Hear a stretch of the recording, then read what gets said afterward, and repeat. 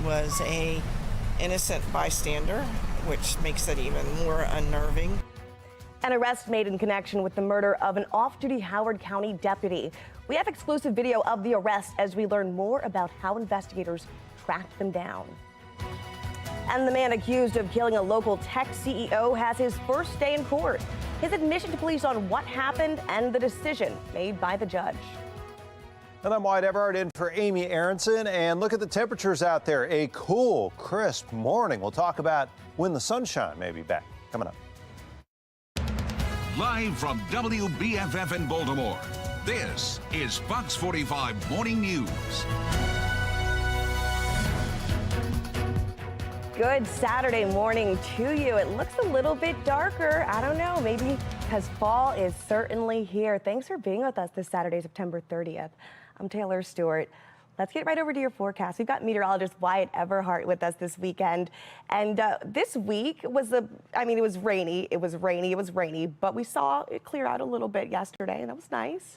Yeah, I think less rain, still not a lot of sun, but that starts to change this weekend. How about that? Even this afternoon, I think especially as we go into the day tomorrow afternoon. Clear across central Maryland right now. Absolutely nothing on radar here locally. Your travel trouble spot's going to be much further to the north and east. Some showers up north of New York still lingering. This is that area, broad area of low pressure that was just slow to let go this week. Still bringing the rain up there to Boston. So if you're headed in that direction, that would be your one area of trouble. Overall, though, that coastal low continues to move offshore.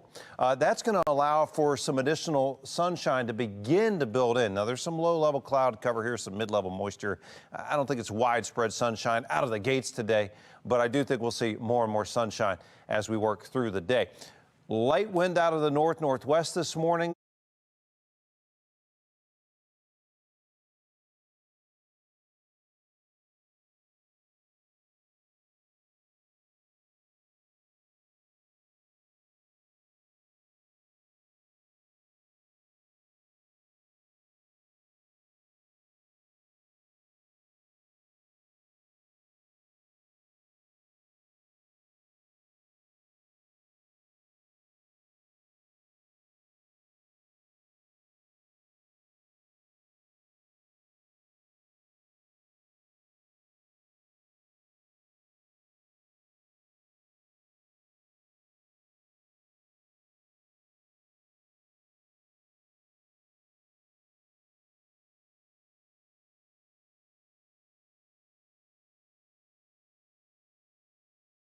30 minutes later, Billingsley is captured scrambling for an exit. We don't know if there are any connections previously to Ms. LaPierre or Mr. Billings. In court, the assistant state's attorney also outlining the attempted murder, rape, and arson Billingsley is accused of committing against a couple 3 days before Pava's death inside this home in West Baltimore. In court documents, the female victim told investigators Billingsley identified himself as maintenance, that he kicked in the front door, pointed a gun at her, duct taped her, and handcuffed the other victim, then raped, slashed, and set them on fire. Warely telling the judge, "I believe the defendant poses a massive threat to the public. He also poses a serious flight risk given the nature of these charges." The judge agreeing, telling Billingsley, "I do believe you're a flight risk, Mr. Billingsley, and an extreme danger to public safety," weighing the multiple violent crimes, multiple sex offenses, and Billingsley's criminal history. Billingsley, a felon previously convicted of assault and sex crimes, denied bond and kept behind bars for now. In court, Billingsley quiet. The other two cases, the gun theft out of Baltimore County and Billingsley's failure to properly register as a sex offender. Billingsley does have some preliminary hearing dates set, but those might not occur if he's first indicted by a grand jury. We, of course, will continue to follow these investigations as they develop. Alexa Ashwell, Fox 45 News. All right, making headlines this morning, former Ravens player Michael Orr has won his conservatorship lawsuit. A judge in Tennessee ruled the conservatorship between Sean and Lee Ann Toohey had to end. Now, the judge expressed concern the agreement was made in the first place. Now, the Tuohys took Oro in when he was homeless. He was just a teenager. He went on to play football in college and then for the NFL, of course, the Baltimore Ravens. His story was then chronicled into the book and movie The Blind Side. Maybe you've heard of it. Now, others say the Tuohys claimed they were going to adopt him, but they say instead they had control over his financial and legal affairs, according to the judge. Widespread 60s under the clouds, but the sun on the way back. We'll talk about when we could go to the 70s and even into the 80s. All on the other side of this.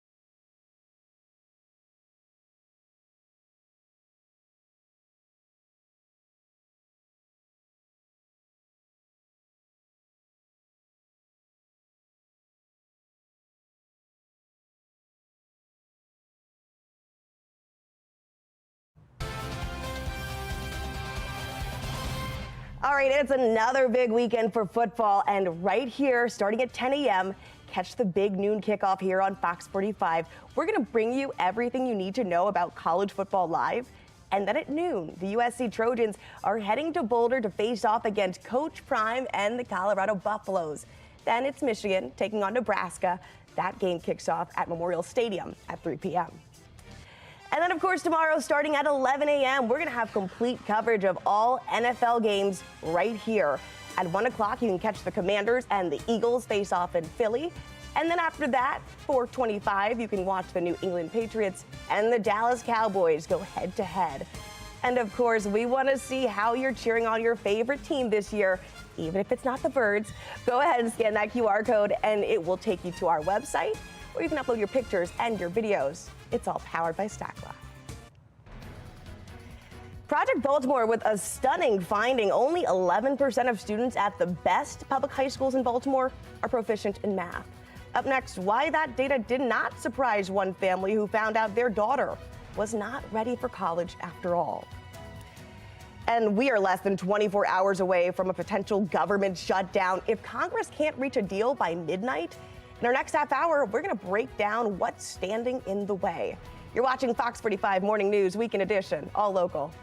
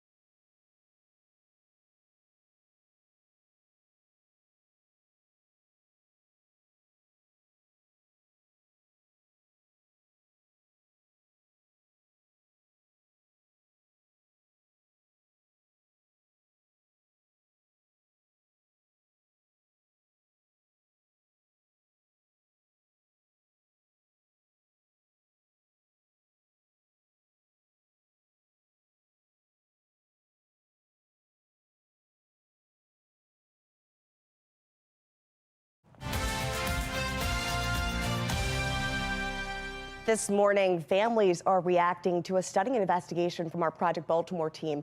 This investigation found only 11% of students at the best public high schools in Baltimore City are considered proficient in math. As Chris Pass reports, that data is surprising, not so much to one family at least, who says they thought their daughter was prepared for college, but found out when she was heading out the door, she was not. Desmond Stinney doesn't need to see state testing data to affirm what he already knows. This is not surprising. The children they're not learning in the classroom anymore. He doesn't need to know math proficiency rates or hear Baltimore City Schools' reason for why they're so low. It's disappointing. It's disappointing that anyone would believe that this is acceptable. Stinney doesn't need any of that secondhand information because he has firsthand experience. You've sort of lived this data. Absolutely. Since that time, I've learned how many other people have lived these same experiences. In 2020, Stinney's daughter, Xaviera, graduated from Baltimore Polytechnic Institute, or Poly, one of the city's highest performing high schools.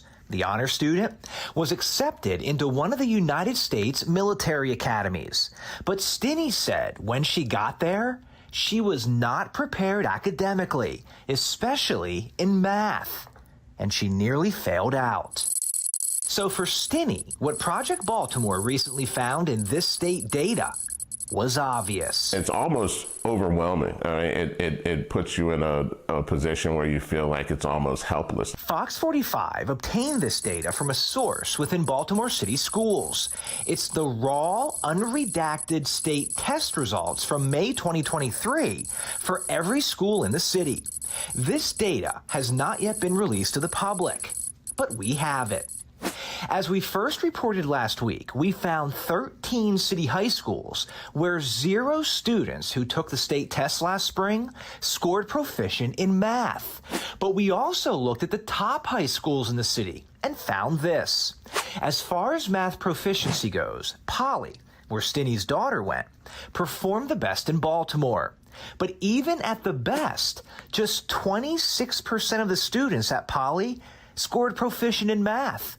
The second best high school in the city, Baltimore School for the Arts, had just 10% of its students test proficient in math.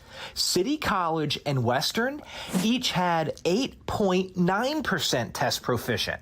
Overall, at the top 5 high schools in Baltimore, just about 11% of the students who took the test scored proficient in math. I think the leadership, if it's not working, it's not working. If you're not getting the results, you're not getting the results. And anytime you're not getting results there, it starts with the leadership. Can't keep putting money into a bad system. Some city leaders agree with Stinney. Sheila Dixon, who is running for mayor, has already called for City School CEO Dr. Sonia Santelises to resign. We need to hold the school CEO and the administration accountable. We all understand that children are our future. But State Senate President Bill Ferguson stands by Dr. Santelises, saying no one person can be held accountable when students are undereducated. I have a great deal of faith in Dr. Santelises. She is incredibly thoughtful. What do others think? Project Baltimore sent this email to Mayor Brandon Scott and every member of Baltimore City Council, which gives city schools hundreds of millions of dollars in funding every year. We asked them, do you find these results acceptable, especially at the best high schools in the city? Do you support Dr. Santelises? Do you believe these results warrant a city council special hearing to question the school system? So far, we have not heard back from any of your elected officials. If we do, we'll pass along their response. How's your daughter doing now? She's great. Meanwhile, Stinney told Project Baltimore his daughter worked very hard, and with the help of the military academy tutors, she was able to catch up academically with her peers. But he knows most students coming out of city schools will not be so lucky, which is why Stinney pulled his younger child out of Baltimore City schools. His son now goes to a private school. We're setting them up to fail. The test scores are absolutely revealing the shortcomings of the classroom instruction. I'm Chris Pabst, and this is Project Baltimore. All right, let's go ahead and get over to meteorologist Wyatt Everhart with a look at what we're expecting today. It looks a little dark, but I'm guessing it's because we're in that fall equinox and we're going to start seeing less light earlier. I like it, Taylor. Breaking out the science, little autumnal equinox action there, right? Autumnal. Yeah, I mean, 12 hours of daylight, 12 hours of dark. We feel the day is getting shorter, no question. Good news is this. Sunshine back if you're a warm weather fan. Warm weather about to return and for several days to come. So we're going to dig in that in just a second. Right now, it is a cool and cloudy overcast start in Baltimore and across Maryland, but the rain, mercifully, is gone this morning. A light north breeze around 10, a few gusts higher. Overall, you want to put the layer on this morning because it's going to definitely be that fall chill in the air to start off this Saturday. However, through the day, these 60s turning warmer. I think we'll end up in widespread mid-70s unless you're going well north and east up toward New Jersey and New York, where the clouds will hang longer in that direction. Around Maryland, around Baltimore, I think we're looking good. Certainly looking good from a rainfall perspective. I mean, all clear as far as the eye can see, at least in terms of rain on the radar in our state. Now, travel trouble spots would include points well north and east. If your travels do take you up to Beantown into Boston there are going to be some showers there. And, you know, this is our one spot on the East Coast where really we might have a flight delay or two up at the airport there. Weather headlines, cool with clouds for now, but not for long, right? Sunnier for your Sunday, warmer pattern ahead big time. Going to get a taste of summer coming back our way. In the meantime, this is the good news. The murky weather, that persistent low pressure that just kept things cloudier and at times moist throughout the week, well, that is now all north and east of us. We do still have some low cloud across the state, so it'll take a while for the sun to try to break through. Future scan showing you a mostly cloudy scenario until at least the afternoon, when clouds will begin to break up as that low pressure moves even further away.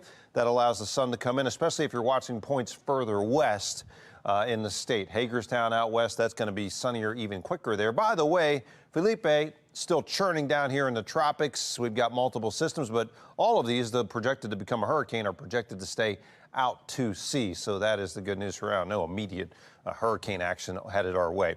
80s through the outlook, the 7-day forecast showing you sunshine and mid-80s. What a comeback for some late summer type weather. We'll have more on your forecast coming up just a few. The government is on the verge of a government shutdown. I'm Janae Bowens on Capitol Hill with a look at the negotiations. A California family is in a pickle over their sandwich franchise. Why they're now paying fees, their employees now getting $1 million back in damages. We'll tell you what this story is all about here. You're watching Fox 45 Morning News, Weekend Edition, all local, all morning.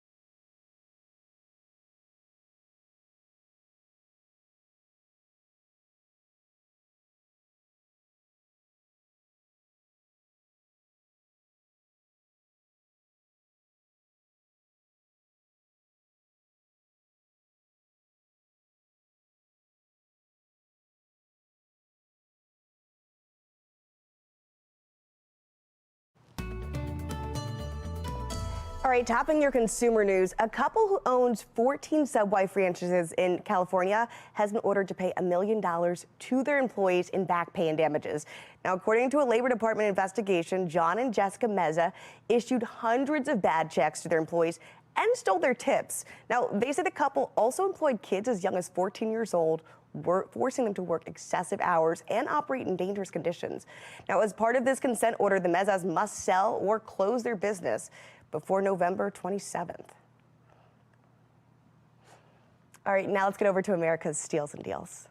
The following segment is sponsored by Knocking. You guys, we have one of the hottest trends from one of your favorite beauty brands and anti-aging brands, Wrinkle Schminkles. Now, every time they come onto the show, and they've been coming on since the very beginning, we sell out. So pay attention because this is a new product. These are their self-dissolving micro needle patches, and here's how they work. You simply peel off the patch, apply with a bit of pressure, and you'll start to see the incredible results. I like to wear these overnight, and they literally melt into your skin. The micro needles are actually crystals on the patch infused with ingredients to plump and hydrate your skin, just like micro needling, a favorite celebrity skin treatment that you can now do at home. Collagen and peptides melt away and infuse deep down into the skin, helping smooth those fine lines and wrinkles, whether it's around your mouth, by your eyes, between your eyes. We all have our areas. Now, most skin treatments sit on top of your skin. The patches work below the surface, and the results come from inside out, into the dermal layers of your skin. We always sell out on Wrinkle Schminkles, so do not wait on this. They come in a pack of 4. Get a few boxes, try them out. Trust me, the results are fantastic. The deal on Wrinkle Schminkles microneedle patches is 25% off. These are a must-have in any beauty routine. Simply go to asadeals.com.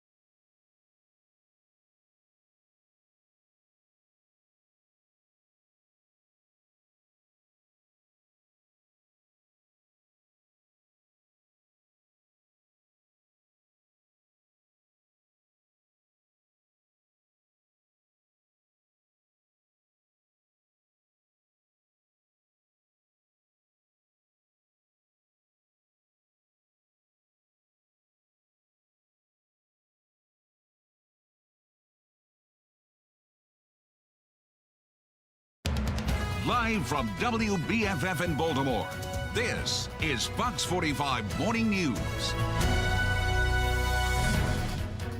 Good morning to you. What a difference 30 minutes makes here. The sun is looking like it's up, and it's going to be a great Saturday for us. Thanks for being with us this September 30th. I'm Taylor Stewart. Let's go ahead and check in with your forecast meteorologist Wyatt Everhart. And I'm just happy to see that the rain's dissipated just a bit. Yeah, you know, it's like it's brighter now, right? It's still cloudy, but it's a brighter, right? Not as dark, not as ominous, and certainly much less in the way of rain. A cool start this morning, Taylor.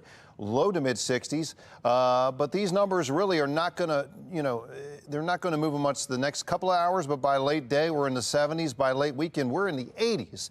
Thanks to low pressure finally getting out of here, kicking out to the north and east. And behind it, just drier weather. I mean, that is going to be the story for us here. Much drier weather, much better weather. Our one travel trouble spot, if your travels take you well north and east, north of New York and Boston or up toward Maine, there are some showers, some wet weather still in that direction. Light north wind this morning. Wear that extra layer as you head out the door early Saturday. Breezy, cloudy, still cool in the 60s. But improvement as we work through the day, as we go above 70, I think, as early as midday, and that partial clearing, that sun beginning to break back through the clouds, that's all going to set the stage for a nicer second half of the weekend into next week. Those details, 7-day forecast, all coming up. Crisp fall morning. That sounds good to me. All right, we're starting off here with a live look over Capitol Hill, where Congress has until tonight at midnight to pass a new spending bill to avoid a government shutdown. House Republicans are now putting border security at the center of this fight as hardline conservatives stand in the way of House Speaker Kevin McCarthy's efforts. National correspondent Janae Bowens has the latest on those negotiations. With the federal government on the verge of a shutdown, House Republicans are nowhere near a solution. The Senate, to their credit, Democrats and Republicans are talking. You guys can't even talk with yourselves. Instead of pursuing a bipartisan agreement on a short-term solution like the Senate, House Speaker Kevin McCarthy is in a stalemate with a handful of hardliners within his own ranks and is now shifting blame to the White House. Another reason for the stopgap is to address President Biden's historic failure on the southern border. McCarthy pushed a spending bill that would include more funding for border security, something missing from the Senate bill. But it wasn't enough for his Republican critics. The Republican border position has gotten weaker through this continuing resolution. Gaetz says he's fed up with reckless government spending, which is why he won't support a short-term solution like the Senate's bill. I'm not voting for a continuing resolution because since the 90s, our government has been funded by either a continuing resolution or an omnibus spending bill. Because of the House GOP's slim majority, McCarthy faces a choice: continue to woo the hardliners or work with Democrats to keep the government open. Gaetz suggests the latter will be the end of McCarthy's speakership. Speaker McCarthy cannot use Democrat votes to advance the spending priorities of Joe Biden and expect that he's going to remain the Republican speaker. Many rank-and-file Republicans becoming frustrated with Gaetz stonewalling. This has become a situation where the American people are going to be harmed because of one person, Matt Gaetz. Meanwhile, the White House placing blame squarely at the feet of the GOP. This is going to be the extreme part of the House, Republican. It's going to be their shutdown.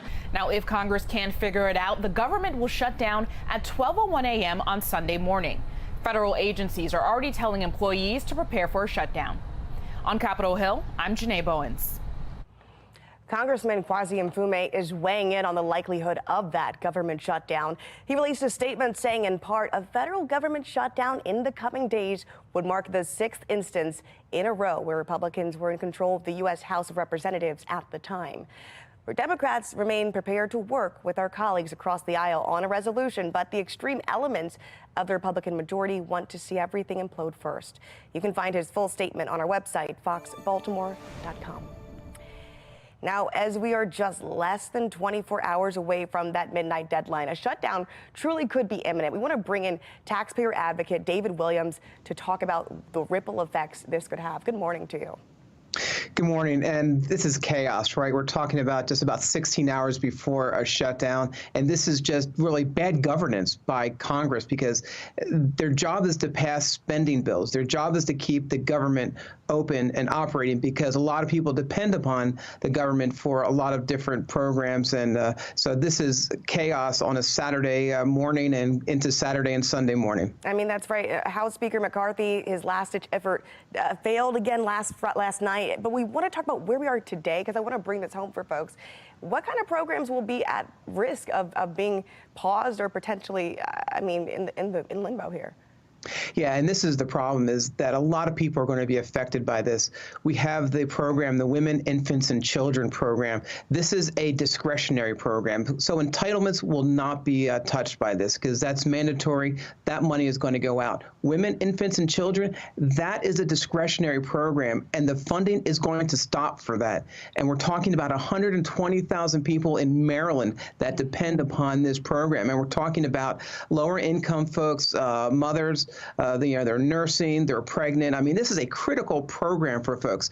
Then there's Head Start, education, this development program. And one thing people aren't talking about is TSA. Now, TSA is going to be funded, but what we have seen in the past is that they have called in sick when there's been a government shutdown, so lines might be longer. And listen, if you're traveling tomorrow or Monday, get to the airport super, super early. TSA agents may be there, but it might be half of the agents that you would normally see at BWI, so please get there early. And David, you make a good point. These issues don't happen in silos. There's going to be ripple effects from WIC not being available. This is going to have an impact on the economy. Can you talk about the deeper impact here that could come from this shutdown, not just because the services are interrupted, but the pressure that'll be on other agencies, other economic factors that could be at play here? Yeah, for sure. And they've actually studied this. They looked at $4 billion. So when you hear the Republicans saying that, they want to save money, that they want to cut spending, well, they're actually doing the opposite with the government shutdown because it's actually going to cost the economy and cost taxpayers more money. And listen, Congress, they didn't do their job. Their job is to pass spending bills. And now we have the Senate and the House bickering back and forth. And what I find absolutely shocking is that Kevin McCarthy is blaming President to do with this. This is all about the House and the Senate figuring this out. And listen, I know why Kevin McCarthy is doing that, but Republicans need to get their act together. And really, it's a handful of Republicans that need to get their act together, pass some sort of short-term continuing resolution so these services aren't interrupted. And listen, I would love to talk about spending cuts, but you don't do it in the 11th hour and really threaten with a government shutdown. We are definitely down to the wire here. We'll leave it right there. David Williams, thank you. Thank you. Lawmakers returning to Annapolis are facing a long to-do list, especially concerning their approach to violent crime in the state. After the break, we break down those critical issues and whether lawmakers can solve them. I'm Wyatt Everhart. A very cool start this morning, but temperatures set to rise right into the early part of the week. We'll talk about how long the next taste of summer will last on Fox 45 Morning News.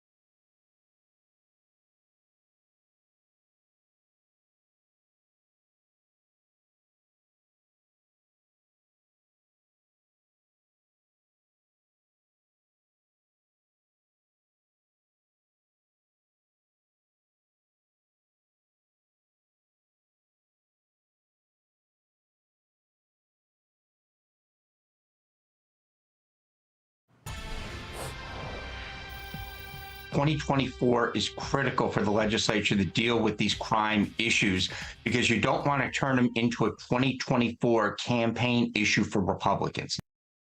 Ahead of the next legislative session, lawmakers have a busy agenda looming. Among the most critical issues, many involve addressing violent crime. Fox 45's Rebecca Pryor breaks down what lawmakers must do and how likely they are to get it done. Following a long break, lawmakers returning to Annapolis in January now facing a long legislative to-do list, one filled with public safety priorities. The legislature has almost too much food on the plate. I mean, there's a lot of things to do. Topping the list, a sudden rise in juvenile crime, coming on the heels of new reform laws preventing children from being charged with certain crimes. Across the state, top prosecutors among those demanding change. They know that, nothing's really going to happen to them if they keep their crime in a certain limit of types of crime. They come in, we can't detain them, they're back in the community the next day. Next up, holding repeat violent offenders accountable. Year after year, bills targeting tougher penalties falling short, putting those with dangerous criminal past back on our streets, including repeat offender Jason Billingsley, the man charged with brutally killing a Baltimore tech CEO after an alleged rape, assault, and arson the week prior. We are tired of talking about the same people committing the same kind of crimes over and over again. In the state of Maryland, you can earn what's called diminution credits. Baltimore City State's Attorney Ivan Bates also calling on lawmakers to reevaluate the current diminution credit system. Credits Billingsley, a convicted sex offender, was able to earn and cash in for an early release. Maybe the legislature could look at what first-degree sex offense or first-degree rape. Are these individuals still going to be eligible for diminution credits?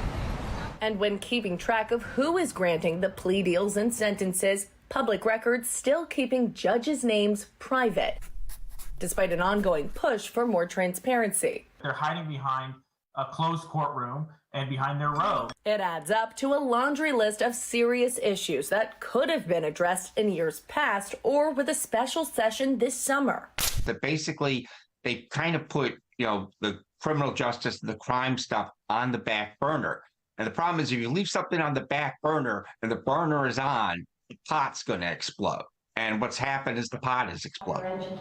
According to political analyst John Deedy, while the legislature is responsible for completing the tasks, it's Governor Wes Moore who needs to ensure the job gets done. He's going to have to be the leader on this because the legislature is much more liberal than he ran as a candidate. Rebecca Pryor, Fox 45 News. Fox 45 News sent questions to Governor Moore's office asking how he plans to address these public safety concerns. His office responded with a statement that reads in part, "There's a severe need for substantive reform to prevent the tragic loss of life from these senseless acts of gun violence." The Supreme Court agrees to weigh into the debate over whether the government can moderate online content. I'm Dee Gatton in Washington. Next, how legal experts say this case could directly impact you and the way social media operates.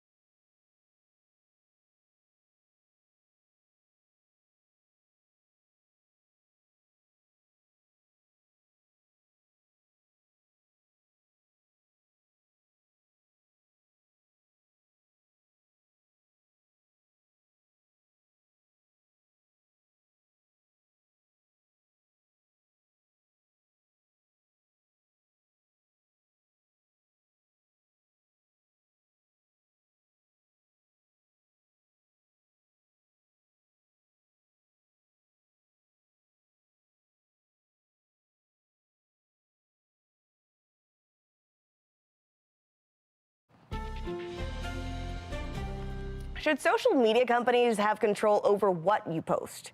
That's the ongoing debate between lawmakers and big tech, and it's now caught the attention of Supreme Court. National correspondent Didi Gatzin has the latest from Washington. The case centers around this basic question. Should social media companies decide on their own what they want to post, or should local communities make that decision? Americans must have their voices heard. We'd see more violence, more pornography, more graphic content. We'd see more instructions on self-mutilation and suicide. Big tech content has long been a point of contention for different reasons. Now, the justices have agreed to decide whether states can force social media companies to have content they would rather remove. The court's decision to consider laws passed in 2021 by Texas and Florida could impact how user-generated content is displayed. If Florida says that Meta must carry something, every other state has to go along with what Florida has done, because either Meta has to put it up or take it down, because everything they say goes out around the world. Those for the laws portray social media companies as generally hostile to ideas outside of that viewpoint and say they're trying to fight alleged censorship. Platforms argue the laws would prevent them from removing offensive material, including hate speech. If the state has the power to tell social media what they must put up, they have the power to tell them what they must take down. And this would be a major change in the way that social media is operating. This is a case that really centers around the First Amendment. While states say their laws are aimed to ensure social media companies don't take down certain kinds of materials, the tech sector is saying the First Amendment prohibits this effort. Reporting for the National Desk, I'm Didi Gatzin. All right, let's go ahead and get another check of your forecast. Meteorologist Wyatt Everhart. You know, I'd like to see some social media posts about how people are taking in the first fall-like weekend. Really crisp in the air right now. I feel like the last several days, right, Taylor? Hot cider, you know, all the pumpkin spice fans. I know we got two camps on that. So keep that pumpkin away. Some people say, bring it on. Look, you've got another very crisp fall-like morning today. So if you're a fall weather fan, this Saturday, especially the early part of it, is right in your wheelhouse. If you're a late summer fan trying to hang on right now, because we've got some good news for you. Low 60s this morning, mostly cloudy, kind of a gray start, but as Taylor alluded to just a few minutes ago, brightening up a little bit. Cloud deck not as thick, not as dark, if you will, and certainly less rain out there. Low 60s right now, 59 for you there as you head out to Owings Mills, 63 in Woodlawn and 62 in Essex.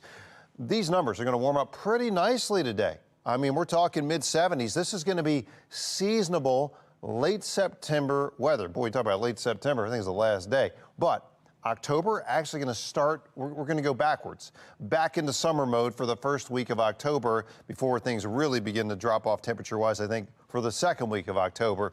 Clear skies now, clear on the radar picture. If you said, where's my one travel trouble spot, I'm going to tell you it's going to be going northeast. Up into New York, there's going to be some wet roads, and especially as you go up toward Boston and the northeast corner of the country. Other than that, though, we're looking pretty good here. And the trend is certainly looking pretty good. Cool with clouds for now, but a sunnier scenario a little bit this afternoon, but especially on your Sunday. Then a warmer pattern sets up ahead for us as we go into the early to middle part of the week. Cloud cover holding kind of tough this morning, but I really don't anticipate anything other than maybe just a very quick spritz of rain out there. Most of the rainfall, again, is going to be well off to our north and east today, and just a partly to mostly cloudy sky for us here. Reason why? That system that was plaguing us with steady clouds and rain is now offshore and to the north and east. Down in the tropics, things are still active, but nothing like Lee that we had to deal with earlier this month. We're talking about Felipe out here. This is a tropical storm turning into a hurricane as we progress in the next several days, but looks to stay in the Atlantic and really safely away, probably even from Bermuda. Headed to Oriole Park tonight. Hey, come on. You got to cheer on the O's, even though it's not a critical game. Looks great. 70 down through the 60s, and then into this week, sunshine. You talk about great weather. This is the week to get out and get that last yard work done if you like the warm stuff, because cooler weather sets up for the next week. More details on that coming up. Well, the Birds might be coming up for loss last night, but that does not change the fact they are division champions. Rocco DeSangro breaks down their playoff berth up next in Sports Unlimited.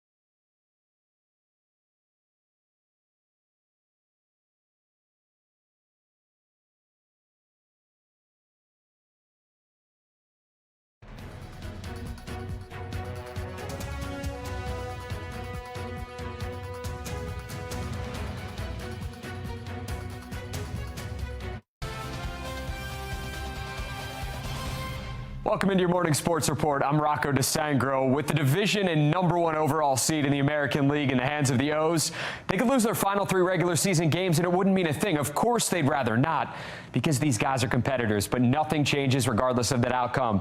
Hall of Famer Jim Palmer honored before the game as he celebrates his 60th year with the club. That is incredible. Adley Rutschman and Ramon Arias both under the weather and scratched from last night's lineup. Been under the weather a few times. Not the greatest feeling in the world. John Means on the bump. Gets Connor Wong swinging to end the 3rd. Means was bringing it early, but Trevor Story gets the best of Means in the 5th with a tank shot to left. Means, decent game. 6 1/3, 2 earned on 3 hits. He struck out 4. I think he's ready for postseason play for sure. One would assume Shintaro Fujinami is fighting for a spot on the ALDS roster. He pitched the 9th 4-pitch walk to the leadoff batter. That can't happen. Next batter, Rafael Devers grounds into a fielder's choice to make it 3-0 Sox as the Red Sox go on to beat the O's 3-0. The final score. Yeah, I think that it was a big night for us last night, and we just kind of didn't play our best baseball today, and those things happen, and hopefully we'll rebound and play better again tomorrow. I thought Means threw the ball well. They were really aggressive early in the count, and you got a lot of early count outs there, especially in the first third of the game. But a really good changeup again, and I thought it located his fastball well.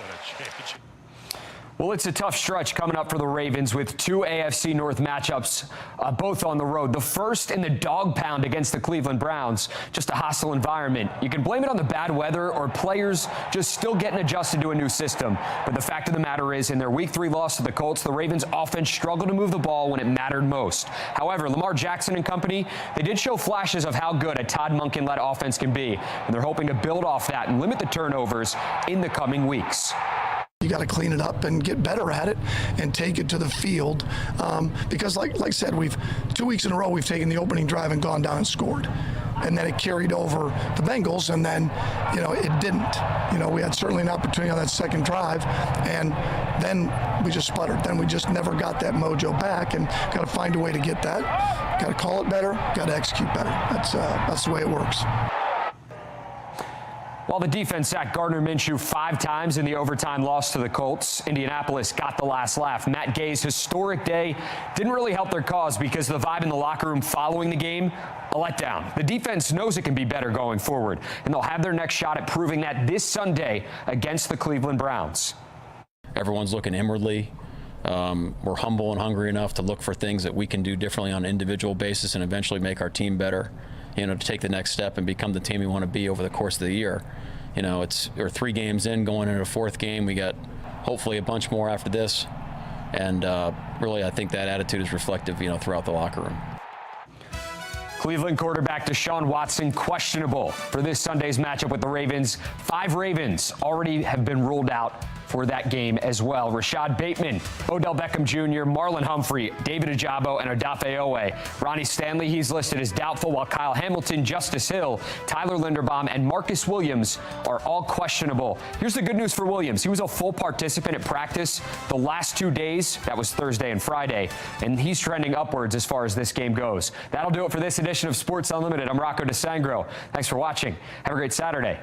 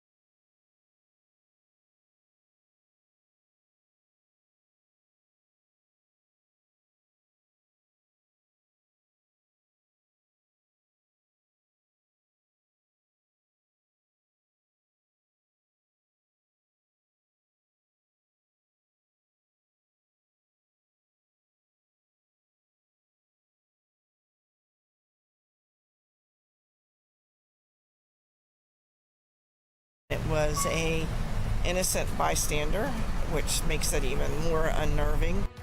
Arrest made in connection with the murder of an off-duty Howard County deputy. We have exclusive video of the arrest as we learn more about how investigators tracked them down.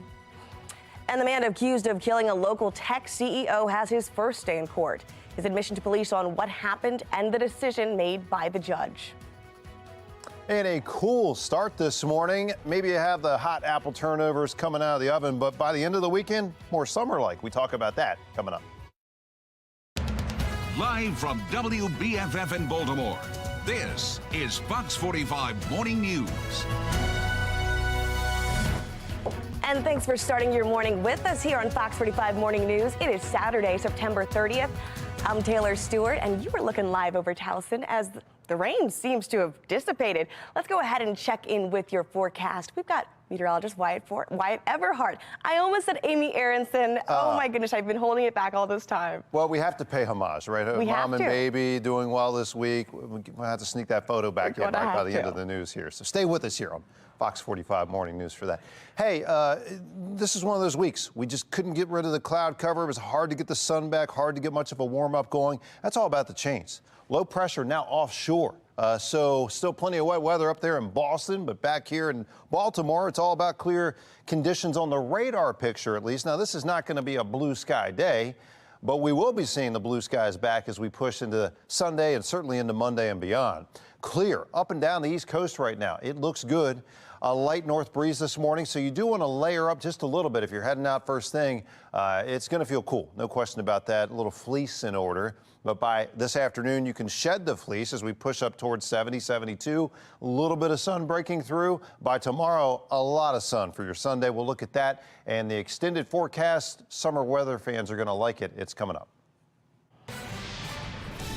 All right, this morning, the Baltimore Police Department is conducting an investigation following a barricade situation in northeast Baltimore.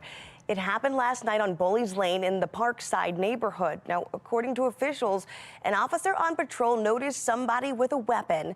They asked that person to drop the weapon before the officer fired his firearm. Now, police say that person ran away to a nearby building where SWAT was then called to the scene. At this time, there are no injuries to report. Now, word of an arrest less than a day after an off-duty Howard County deputy was shot and killed outside of a bar in Federal Hill. Fox 45 News was the only station on the scene in northeast Baltimore yesterday afternoon when two people were taken into custody on Falkirk Road. Now, we're not going to show those people's faces as police have yet to name them in this case. Now, it comes after a shooting around 12:15 Friday morning on Charles Street, which sparked from an altercation. Now, police don't believe Denby was involved in that fight, but was likely an innocent bystander when those shots rang out. It left residents in the area stunned. Take a listen. It was a innocent bystander, which makes it even more unnerving. And he was young and a Howard County deputy. Right now, it is unclear what led police to the arrest, but shortly after the shooting, this description of the suspect went out. Take a listen to this. Southbound on Charles from the scene, #1 male, heavy set with basketball shorts on. Police also said they were looking for a female suspect who ran away with the male. Now, Fox 45 News was able to obtain audio from this shooting, and it appears Denby was caught off guard. And it's saying that the shooting victim in Shutdown trauma has a gun on him. Now, Denby had his gun on him when he got to the hospital, likely meaning he never got a chance to pull it out or intervene here. Happening today at noon, BPD is going to hold a press conference where we expect to learn more about this arrest. In the meantime, Jason Billingsley, the man accused of brutally murdering a Baltimore tech CEO, Pavel LePere, he made his first appearance in court. Alexis Ashwell has been following this case from the very start here. She has the very latest. In court, the biggest development, according to the state, Jason Billingsley admitted to beating Pavel LePere. The suspect denied bond as these investigations continue. No bond for accused murderer and rapist Jason Billingsley, the 32-year-old appearing by video here inside Baltimore City District Court. The state outlining the charges he's facing, more than 30 for 4 crimes, including the murder of 26-year-old Pavel LePere. Not at this time. Assistant State's Attorney Robin Worley declining to comment outside court, but inside telling Judge Tamika Lunn Billingsley admitted to police he harmed LePere, saying, quote, He did give a statement indicating that he did beat the victim with a brick and his hands. Baltimore police confirming they believe LaPere was killed September 22nd. Her body discovered by a coworker on the roof of her apartment building near Mount Vernon that following Monday. Court documents reveal surveillance video captured a man, later identified by police as Billingsley, waving to LaPere to open the lobby door. She does. Then the two can be seen getting on the elevator. 30 minutes later, Billingsley is captured scrambling for an exit. We don't know if there are any connections previously to Miss LaPere or Mr. Billings. In court, the assistant state's attorney also outlining the attempted murder, rape, and arson Billingsley is accused of committing against a couple 3 days before Pava's death inside this home in West Baltimore. In court documents, the female victim told investigators Billingsley identified himself as maintenance, that he kicked in the front door, pointed a gun at her, duct taped her, and handcuffed the other victim, then raped, slashed, and set them on fire. Warely telling the judge, I believe the defendant poses a massive threat to the public. He also poses a serious flight risk given the nature of these charges. The judge agreeing, telling Billingsley, I do believe you're a flight risk, Mr. Billingsley, and an extreme danger to public safety, weighing the multiple violent crimes, multiple sex offenses, and Billingsley's criminal history. Billingsley, a felon previously convicted of assault and sex crimes, denied bond and kept behind bars for now. In court, Billingsley quiet. The other two cases, the gun theft out of Baltimore County and Billingsley's failure to properly register as a sex offender. Billingsley does have some preliminary hearing dates set, but those might not occur if he's first indicted by a grand jury. We, of course, will continue to follow these investigations as they develop. Alexa Ashwell, Fox 45 News. All right, making headlines this morning, former Ravens player Michael Orr has won his conservatorship lawsuit. A judge in Tennessee ruled the conservatorship with Sean and Leanne Toohey had to end. Now, the judge expressed concern that it was made in the first place. The Tooheys took Orr in when he was homeless and just a teenager. He went on to play football in college and then for the NFL. Of course, our Baltimore Ravens. His story was then chronicled in the book and the movie, The Blind Side. Now, Orr said the Tooheys claimed they were going to adopt him, but says they instead had control over his legal affairs and his finances. Also making headlines this morning, the Archdiocese of Baltimore filing for bankruptcy. The Archdiocese is calling it a necessary move because of a new law that now allows them to be sued for decades of sexual abuse. It comes after Maryland's Attorney General released a series of reports revealing the names of more than 100 clergy, teachers, and church employees implicated of abusing more than 600 children. The Archdiocese says bankruptcy is the only way it can compensate those who were abused while still serving its religious mission in Baltimore. We are just less than 24 hours away from a government shutdown if Congress cannot reach a deal by midnight. Up next, we break down what's standing in the way.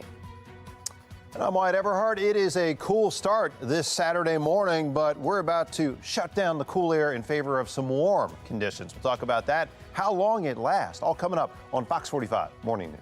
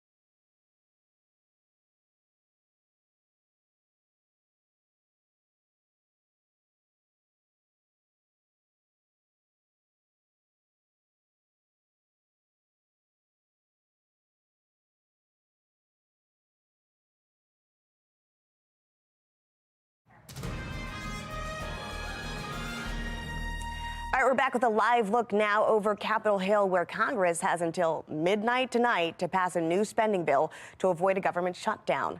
House Republicans are now putting border security at the center of this fight as hardline conservatives stand in the way of House Speaker Kevin McCarthy's efforts.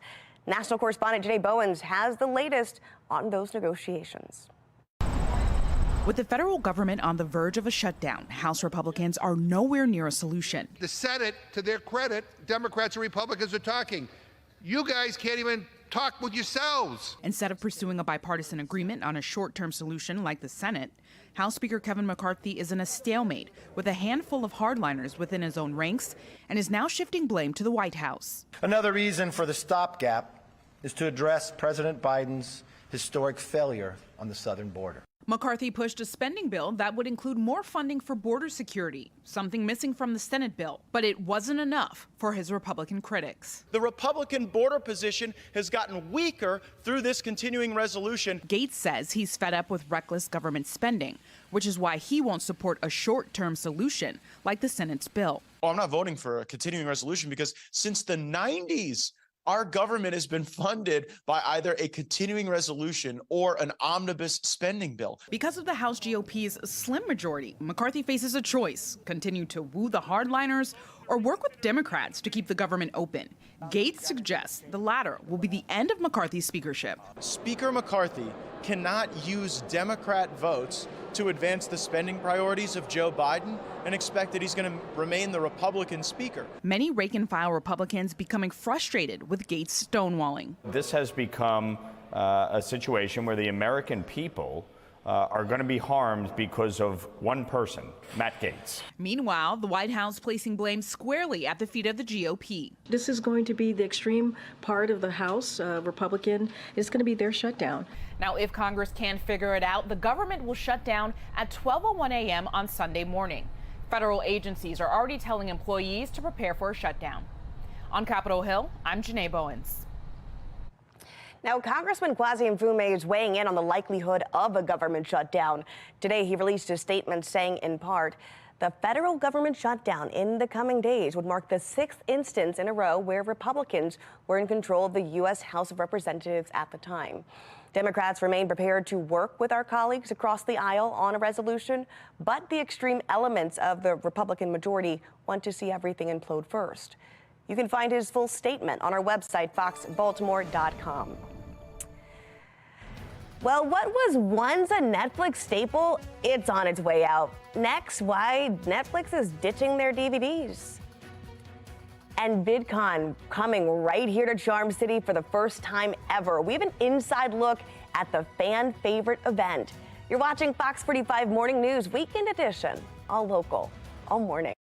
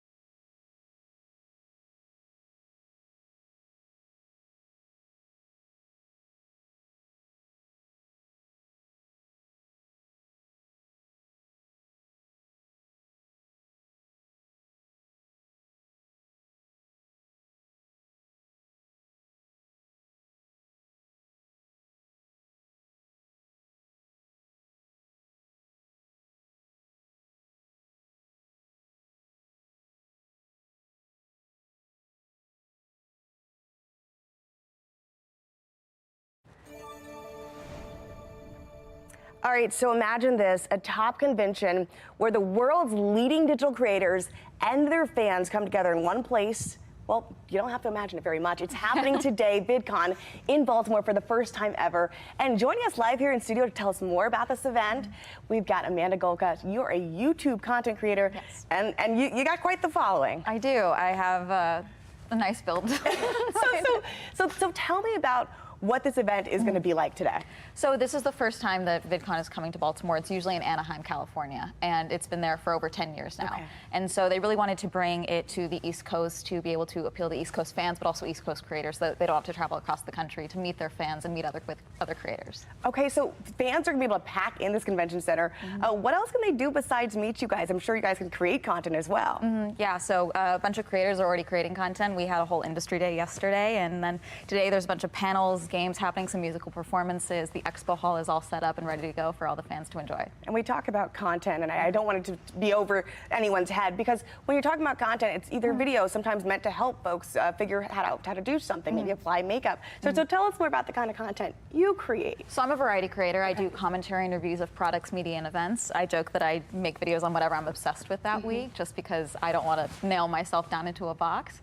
But some creators, they're gaming creators, they're dancing creators, they're makeup, beauty, cooking creators, educational creators, all gambits can fit into the content creation space. Everyone bringing kind of their own nugget of knowledge into this place where folks can meet you guys and learn more. So tell us a bit about why it's so important to have this here in Baltimore. I know you mentioned bringing it to the East Coast, but it's a really, we're a little, Baltimore's a special place in our heart. And how do you feel coming out to getting to know folks here in this area? It's been great so far. Unfortunately, I haven't been able to meet a whole lot of fans quite yet, because today is the first real day with all the fans coming in, so that'll be a lot of fun. But yeah, you know, unfortunately, with airfare and all of that, with how expensive that's gotten, to be able to bring it to a place where it's, you know, easier to drive to for people on the East Coast versus flying across the country to go stay in Los Angeles or surrounding areas. To be able to bring it over here, I think, is really great, and also be able to, you know, fill up hotels, support local businesses, all of that. I think that's amazing. Absolutely. Now, if you could meet yourself as a younger creator, what would you tell yourself about the process? Definitely get serious a little earlier. I've only been really doing this full time since 2020, and I really feel that, you know, the moment I really started taking it seriously and treating it like a job is where it really kicked off for me. I had been doing it for 6 years with like very little results. So now I've been full time ever since, so that's great. And obviously it's resonating with a lot of folks. You're helping a lot of folks, and folks enjoy watching you. So thank you so much, Amanda, for coming in to talk with us. And we'll check you out at VidCon today. Thank you. All right. All right. Thanks, Amanda. Well, let's see here. Amanda, after this, we're going to get over to meteorologist Wyatt Everhart, because I'm curious to know if the weather is going to hold up for us here as we venture over to VidCon. To see, that is for sure, because I think what we're going to continue to see is just a little brighter condition out there for everyone headed to VidCon and anywhere else in town, but not full sunshine. And it's going to take a while to warm up. So VidCon, anywhere else you're headed, you want that extra layer this morning. And temperatures are going to kind of be slow to push out of the 60s this morning. In fact, we've had a few upper 50s on the board until just the last hour. In fact, even well out west into Columbia there, we still see a few upper 50s. So the numbers will improve today, I promise you that, but it's just going to take past midday, past lunchtime to start to feel the 70-plus conditions, right? And this trend is just the beginning of a much more significant warm-up for us. So that is the good news if you're especially a warm weather fan. Now, other good news, not having to deal with rain this morning. Don't think we'll have to deal with any rain today. The rain is well north of us. In fact, interesting, we're playing the Red Sox this evening, and the Red Sox have rain at home. So, you know, hopefully they won't have a warm welcome here tonight by the Orioles, but we will know that we have better weather here as well than Boston's getting today. That's our travel trouble spot. Cool with clouds for now, sunnier scenario into the second half of the weekend, and then a much warmer summer-like pattern really setting up for the first week of October. How's that? We kind of briefly go in reverse weather-wise to kick off next month. Cloudy conditions this morning, then some breaks of sunshine midday, and I think we'll call it partly cloudy conditions to finish out the day. Should be pretty good weather at Camden Yards to take on the Red Sox this evening. Big picture-wise, it is high pressure that is about to take control. Drier weather off to the west. Low pressure now offshore. That was the system. This is the system that was really kind of plaguing us all week with clouds and showers. That's all about to go away, and the sun comes back. That allows us to warm up. Tropics continuing to stay hot as well. You know, we've had several systems, right? Lee, then Ophelia offshore. Well, now it's Felipe, which is going to probably stay well out to sea, but become a hurricane in the Atlantic. Temperature trend, look at this. You say I miss summer already? Well, guess what? We get it back this week, at least for several days. Warm and sunny trend right into Monday, Tuesday, Wednesday. This is the week to get all those last-minute outdoor projects completed if you like the nice warm weather. Changes do come as we work into next week. It looks much, much cooler, so enjoy this while we have it. Back to you, Taylor. All right, well, trending now, football fans are paying swiftly rising prices for New York Jets tickets thanks to rumors of a celebrity appearance. I mean, come on now. Reports say prices for the upcoming Jets home game at MetLife Stadium against the Kansas City Chiefs, well, they've increased by as much as 40%. Because why? Of course, a possible appearance from pop superstar Taylor Swift. She's rumored to be attending to the game to cheer on Chiefs tight end Travis Kelce. StubHub says its ticket sales have doubled since her last appearance at the Chiefs game on Sunday. Well, a once high-tech and convenient way to get your movie binge going on, it's going away. It's for the dinosaurs now. Netflix officially closed its DVD rental service on Friday with the final mail-out in the iconic red envelope. Now, the company announced in April that it would end the service and has stopped taking DVD orders from DVD.com. And the first rental, mind you, from Netflix was Beetlejuice. That was out on March 10th. 1998. Netflix reached the 5 billion DVDs shipped mark by 2019. And we told you this a couple months ago. BWI's airport was in the running for having America's best restroom. Well, now a winner's been chosen. BWI officially been named the winner of Cinta's 2023 America's Best Restroom Contest. As the winner, the airport will receive several prizes, including $2,500 in Cinta's products and services. They're also going to get a coveted spot in America's Best Bathroom Hall of Fame. I didn't even know that existed. Well, earlier this year, BWI debuted newly constructed bathrooms. Very nice. It's part of their $55 million renovation project. All right, let's get over to today's bright spot. The Fox 45 morning news team is a bit eager, and we want to go ahead and congratulate our very own Amy Aronson. She's welcomed her daughter, a healthy baby girl, Madison Maeve, into the world. Oh, look at Madison. She was born September 24th at 9 p.m. on the dot, weighing 7 pounds, 13 ounces. She's already proving to be a little ray of sunshine. And once again, we want to congratulate meteorologist Amy Aronson. She just had her baby. Oh, look at Madison. We can't meet to meet her in person, but obviously, mommy and baby, take all the time you need. We're wishing you well here from Fox 45. All right, stick with us here after the break. We're going to look at your weekend forecast and what meteorologist Wyatt Everhart says in the next 7 days you could see the 80s. We'll tell you when, just ahead.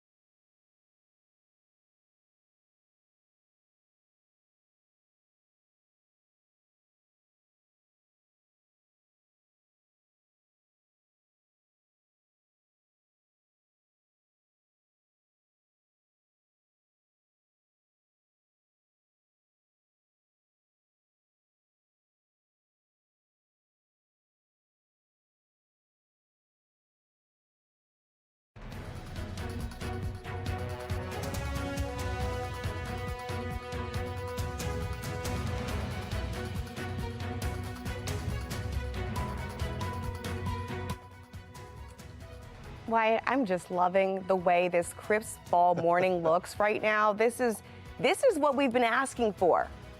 This is it. Yes, the sun, brightening up a little bit out there, right? Still clouds around, but brighter, cooler. Yeah. And not mad about that. Widespread 60s out there at the moment, but things are going to improve. We keep the radar clear. We get the sunshine back, and certainly by tomorrow. A little bit today, a lot tomorrow.